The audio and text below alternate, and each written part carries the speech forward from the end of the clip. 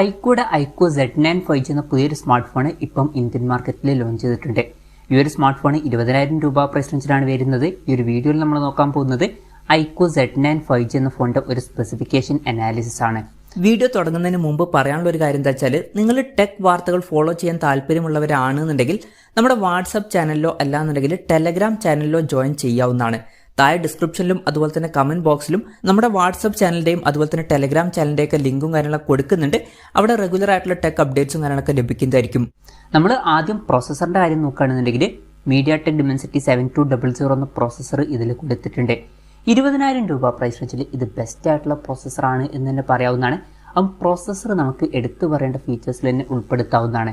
അപ്പോൾ നിങ്ങൾ ഈ ഒരു പ്രൈസ് റേഞ്ചിൽ മികച്ച പെർഫോമൻസ് തരുന്ന അതുപോലെ തന്നെ ഗെയിമിങ്ങിനൊക്കെ പറ്റിയിട്ടുള്ള ഒരു ഫോണാണ് നോക്കുന്നത് എന്നുണ്ടെങ്കിൽ ഈ ഒരു പ്രൈസ് റേഞ്ചിൽ ഈ ഫോൺ തീർച്ചയായിട്ടും കൺസിഡർ ചെയ്യാൻ പറ്റിയിട്ടുള്ള ഒരു ഓപ്ഷൻ തന്നെയായിരിക്കും.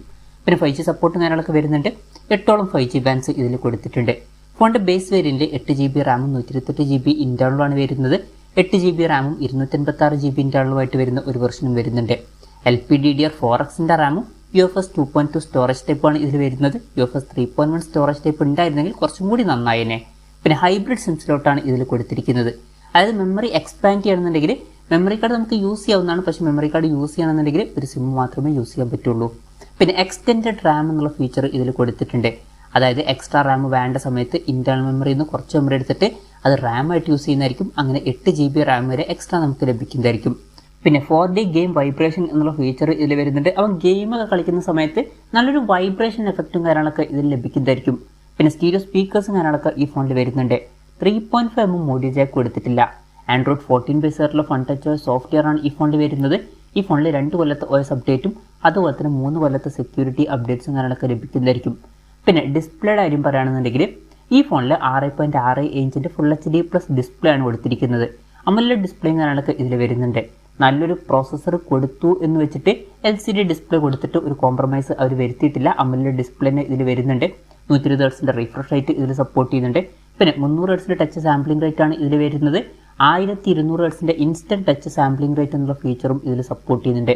പഞ്ചോൾ ഡിസൈനും കാര്യങ്ങളൊക്കെ ഇതിൽ കൊടുത്തിട്ടുണ്ട്. പഞ്ചോൾ വരുന്ന ടോപ്പ് സെൻറ്റർ ഭാഗത്തായിട്ടാണ്. ഏകദേശം 91.9% സ്ക്രീൻ ടു ബോഡി റേഷ്യോ ഇതിൽ കൊടുത്തിട്ടുണ്ട്. ഫോണിന്റെ പീക്ക് ബ്രൈറ്റ്നസ് വരുന്നത് 1800 നിറ്റ്സ് ആണ്. അപ്പം ഈ ഒരു പ്രൈസ് റേഞ്ചിൽ അത്യാവശ്യം നല്ലൊരു പീക്ക് ബ്രൈറ്റ്നസും കാര്യങ്ങളൊക്കെ ഇതിൽ കൊടുത്തിട്ടുണ്ട് എന്ന് പറയാവുന്നതാണ്. പിന്നെ DT Star 2+ ഗ്ലാസിന്റെ പ്രൊട്ടക്ഷനും കാര്യങ്ങളൊക്കെയാണ് ഇതിൽ കൊടുത്തിരിക്കുന്നത്. അപ്പോൾ ഡിസ്പ്ലേ ഫീച്ചേഴ്സ് മൊത്തത്തിൽ നോക്കുമ്പോൾ അത്യാവശ്യം തിരക്കുള്ള നല്ല ഡിസ്പ്ലേ ഫീച്ചേഴ്സും കാര്യങ്ങളൊക്കെ ഈ ഫോണിൽ വരുന്നുണ്ട് എന്ന് പറയാവുന്നതാണ്. അപ്പോൾ നല്ലൊരു പ്രോസസ്സറിന്റെ കൂടെ അത്യാവശ്യം തിരക്കുള്ള നല്ല ഡിസ്പ്ലേ ഫീച്ചേഴ്സും ഈ ഒരു ഫോണിൽ വരുന്നുണ്ട്. In display finger print sensor ഈ ഫോണിൽ കൊടുത്തിട്ടുണ്ട്. ഫോണിന്റെ വെയിറ്റ് വരുന്നത് 188 ഗ്രാം ആണ്. തിക്നെസ് വരുന്നത് 7.83 ആണ്. പിന്നെ IP54 റേറ്റിംഗ് ഇതിൽ സപ്പോർട്ട് ചെയ്യുന്നുണ്ട്. ഈ ഫോണിന്റെ ബ്രഷ്ഡ് ഗ്രീൻ അതുപോലെ തന്നെ ഗ്രാഫീൻ ബ്ലൂ എന്നീ കളർ വേരിയൻസ് ആണ് ഇപ്പോൾ ലോഞ്ച് ചെയ്തിരിക്കുന്നത്. ഇനി ക്യാമറയുടെ കാര്യത്തിലോട്ട് വരികയാണെന്നുണ്ടെങ്കിൽ ഫോണിന്റെ പിന്നിൽ ഡ്യുവൽ ക്യാമറ സെറ്റപ്പാണ് കൊടുത്തിരിക്കുന്നത്. 50 മെഗാപിക്സലിന്റെ f1.79 അപ്പേഴ്സിൽ വരുന്ന മെയിൻ ക്യാമറ സെൻസർ ഈ ഫോണിൽ കൊടുത്തിട്ടുണ്ട്. ഇത് സോണി IMX 882ന്റെ സെൻസറാണ്. ഈ ഒരു പ്രൈസ് റേഞ്ചിൽ ഇത് അത്യാവശ്യം നല്ലൊരു സെൻസർ തന്നെയാണ്. അത് മാത്രമല്ല വോയിസിന്റെ സപ്പോർട്ടും വരുന്നുണ്ട്. അപ്പോൾ നല്ലൊരു മെയിൻ ക്യാമറ സെൻസർ ഈ ഫോണിൽ കൊടുത്തിട്ടുണ്ട്. ഇതിന്റെ കൂടെ 2 മെഗാപിക്സലിന്റെ f2.4 അപ്പേഴ്സിൽ വരുന്ന ഒരു ഡെപ്ത് സെൻസറാണ് വരുന്നത്.